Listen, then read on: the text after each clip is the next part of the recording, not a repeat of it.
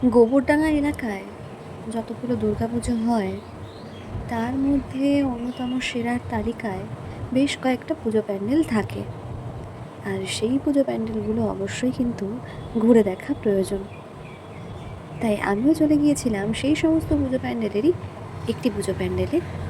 সেটি হলো গড়পাড়া বিধান স্মৃতি সংঘ। এই পুজো প্যান্ডেলের অন্যতম বৈশিষ্ট্য হচ্ছে পুজো প্যান্ডেলের থিম এবং মাতৃ প্রতিমা।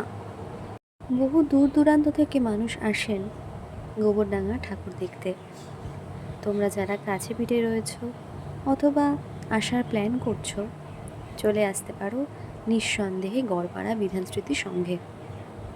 আশা করি তোমাদের ভালো লাগবে। আর মাতৃ প্রতিমা তো অসাধারণ, মোহময়ী রূপে তিনি বিরাজ করছেন।